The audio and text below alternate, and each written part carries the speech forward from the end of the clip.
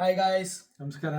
ಇವತ್ತು ಇನ್ನೊಂದು title teaser launch ಆಗಿದೆ. ಅದರದ್ದು ರಿಯಾಕ್ಷನ್ ವಿಡಿಯೋ ಮಾಡಕ್ ಬಂದೀವಿ. ಧ್ರುವ ಸರ್ಜಾ ಅವರ ಆಕ್ಟ್ ಮಾಡಿರುವಂತಹ ಕ್ರಿಮಿನಲ್ ಅಂತ ಫಿಲಮು. ಸೊ ಇವತ್ತು ಟೈಟಲ್ ಟೀಸರ್ ಲಾಂಚ್ ಆಗಿದೆ. ಒಂದು ಮಾಸ್ಟರ್ ಸ್ಟ್ರೋಕ್ ಮಾಡಿದ್ದಾರೆ ಅಂತ ಅನ್ಸುತ್ತೆ ನಂಗೆ. ಹೌದು, ಇದು ಪ್ರೊಡ್ಯೂಸರ್ ಗೋಲ್ಡ್ ಮೈನ್ಸ್ ಅವ್ರ ಯೂಟ್ಯೂಬ್ ಚಾನಲ್ ಇದೆ.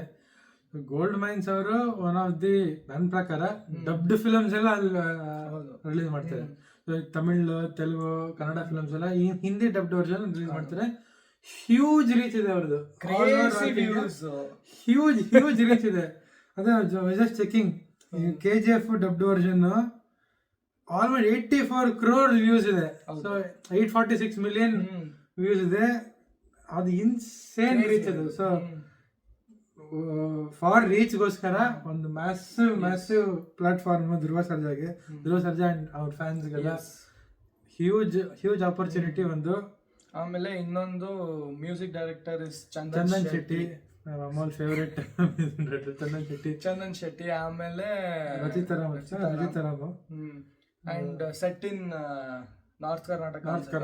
ಸೊ ಹೊಸ ತರ ಕ್ಯಾಟಗರಿ ಆರ್ ಎಕ್ಸ್ಪ್ಲೋರಿಂಗ್. ಇಲ್ಲಿವರೆಗೂ ನಾವು ಎಲ್ಲ ಮಂಗಳೂರು, ಉಡುಪಿ, ಕನ್ನಡ ಕೇಳ್ಕೊಂಡು ಬಂದು this is like a fresh teaser. Title reach ಅಂತೂ ಆಕ್ಚುಲಿ ಹಿಟ್ ಆದ್ರೆ ಇಟ್ ವಿಲ್ ಬಿ ಇನ್ಸೇನ್. ಹೌದೌದು. So Dhruva Sarja will go somewhere else probably. ಸರಿ, ನೋಡೋಣ, ಟೀಸರ್ ನೋಡೋಣ. ನೋಡಿ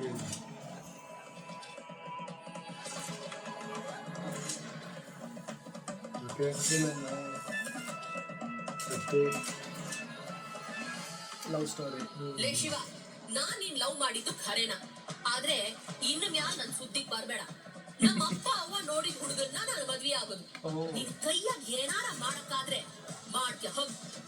ಪಾರ್ವತಿ, ನನ್ ಪ್ರೀತಿಗೇನಾದ್ರೂ ತೋಕ ಆತೋ ಆ ಎಲ್ಲ ಒಂದ್ಮೇಲಾಣಿ ನಿನ್ನ ಕೊಂದ ತೀರ್ತೀನಿ.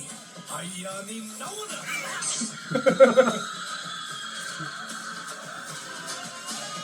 ಆಕ್ಸೆಂಟ್ ಟಿಪಿಕಲ್ ನಾರ್ತ್ ಕರ್ನಾಟಕ ಆಗ್ತದೆ.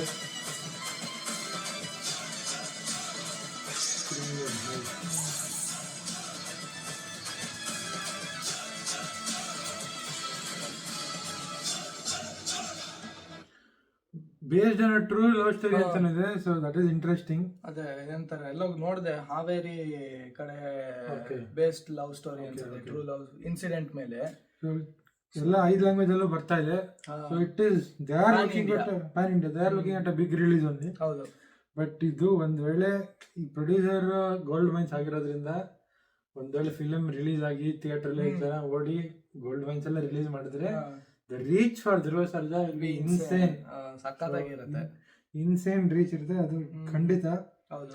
ಫಿಲಮ್ ಒಂದ್ ಚೆನ್ನಾಗಿರ್ಬೇಕಷ್ಟೇ. ಸೊ ಪ್ಯಾನ್ ಇಂಡಿಯಾ ಅಂತ ಎಲ್ಲರೂ ಮಾಡಕ್ ಹೋಗ್ತಾರೆ, ಆಲ್ ಗುಡ್. ಬಟ್ ಕತೆ ಮತ್ತೆ ಎಮೋಷನ್, ನನಗೆ ಅನ್ಸೋದು any story for that matter.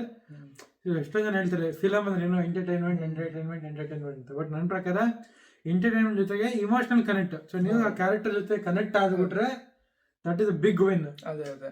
So engagement ಇರಬೇಕು ಆಡಿಯನ್ಸ್ ಜೊತೆ, ಇಮೋಷನಲ್ ಕನೆಕ್ಟ್ ಇದ್ಬಿಟ್ರೆ ಹ್ಯೂಜ್ ವಿನ್. ಸೊ ಆ ಎರಡು ಆಸ್ಪೆಕ್ಟ್ ಇವ್ರು ಕವರ್ ಮಾಡಿಬಿಟ್ರೆ ನೋ ಬೌಂಡ್ರೀಸ್. ಮೊನ್ನೆ ತಾನೇ ಮಾತಾಡ್ತಿದ್ವಲ್ಲ, ನಾರ್ತ್ ಕರ್ನಾಟಕ ಲ್ಯಾಂಗ್ವೇಜ್ ಅಲ್ಲಿ ಯಾವ ಮೂವಿ ಲಾಸ್ಟ್ ಬಂದಿತ್ತು ದ ಲಾಸ್ಟ್ 5-6 years ಒಳ್ಳೆ ಹಿಟ್ ಆಗಿರೋದು ಯಾವ್ದು ಅಂತ ನೀವು ಇಲ್ಲ ಹೇಳಕ್ಕಾಗಿರೋದು. ದೊಡ್ಡ ಮನೆ ಹುಡುಗ, ಅದ್ ಬಿಟ್ರೆ it's because set in Hubli ಅಂತ. ಅದ್ ಬಿಟ್ರೆ PR ಅದೇ ಫಿಲಮ್ ಗೊತ್ತಿಲ್ಲ. ಸೊ ಈ ಜಾಗ ಎಕ್ಸ್ಪ್ಲೋರ್ ಮಾಡಿಲ್ಲ. ಸೊ ಇವಾಗ ಹಾವೇರಿ ಕಡೆ ಹೋಗ್ಬಿಟ್ಟು ಆ ಭಾಷೆಯಲ್ಲಿ ಮಾತಾಡೋದು ಇಟ್ ಅಂಡ್ ಆಲ್ಸೋ ಈಗ ನಾವು ತುಳುನಾಡಿನ ಜಾಸ್ತಿ ಫಿಲಮ್ ಅಲ್ಲಿ ನೋಡ್ತಾ ಇದೀವಿ. ಸೊ ತುಳುನಾಡಿನ ಅಲ್ಲಿನ ಜನ ಬಂದು ಅವ್ರ ಕಥೆನ ಹೇಳ್ತಾ ಇದ್ದಾರೆ. ಸೊ ಅದು ಅವ್ರಿಗೆ ನೇಟಿವಿಟಿ ತಕ್ಕಂತೆ, ಬಿಕಾಸ್ ಇಲ್ಲ ಅಂದ್ರೆ ಮುಂಚೆ ಎಲ್ಲ ಮಾರ್ಕ್ ಮಾಡಂಗ್ ಮಾಡಿದ್ರು, ಎಂತ ಗೊತ್ತುಂಟ ಅಂತ ಮಾರ್ಕ್ ಮಾಡಕ್ಕೋಸ್ಕರ ಸೊ ಅವರು ಯೂಸ್ ಮಾಡ್ಕೊಳ್ಳೋದು. ಬಟ್ ಅದೇ ಊರಿನ ಜನ ಬಂದು ಅವ್ರ ಕಥೆನ ಹೇಳಿದ್ರೆ ಅಥೆಂಟಿಕ್ ಆಗಿರುತ್ತೆ. ಸೊ ಇದು ಗೊತ್ತಿಲ್ಲ, ಇದು ಇವ್ರು ಇಲ್ಲಿಂದ ಅಲ್ಲಿ ಹೋಗ್ಬಿಟ್ಟು ಎಕ್ಸ್ಪ್ಲೋರ್ ಮಾಡ್ತಿರೋ ತರ ಇದೆ. ಇದು looks like that. So but ಅಲ್ಲಿನ ಅಥೆಂಟಿಕ್ ಸ್ಟೋರಿನ ಅದೇ ಮತ್ತೆ ಡೈರೆಕ್ಟರ್ ಬಗ್ಗೆ ಕರೆಕ್ಟ್ ಆಗಿ ಗೊತ್ತಿಲ್ಲ, ನೋಡ್ಬೇಕು. ಅಲ್ಲಿನವರೇ ಅಲ್ಲಿನ ಕಥೆ ಅಥೆಂಟಿಕ್ ಆಗಿ ಹೇಳಿದ್ರೆ it will be more authentic and it might reach audience, ಜಾಸ್ತಿ ಜನ ರೀಚ್ ಆಗ್ಬಹುದು. ಬಟ್ ಎನಿವೇ ಇದು ಒಂದು ಒಳ್ಳೆ ಸ್ಟೆಪ್.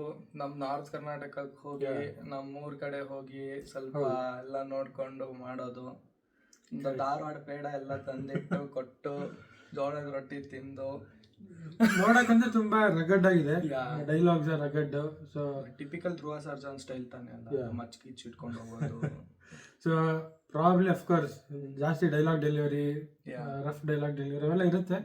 ಬಟ್ ಅಗೇನ್ ಆಗ್ಲೇ ಹೇಳ್ದಂಗೆ ಎಂಗೇಜ್ಮೆಂಟ್, ಇಮೋಷನಲ್ ಕನೆಕ್ಟ್ ಇದ್ರೆ it will be A really good hit. So video ನೋಡಿ ಇಷ್ಟವಾದ್ರೆ ಲೈಕ್, ಸಬ್ಸ್ಕ್ರೈಬ್ ಮಾಡಿ, ಶೇರ್ ಮಾಡಿ. ಹಿಂಗೆ ವಿಡಿಯೋ ಮಾಡ್ಕೊಂಡು ಬರ್ತಿರ್ತೀವಿ. ಪೀಸ್.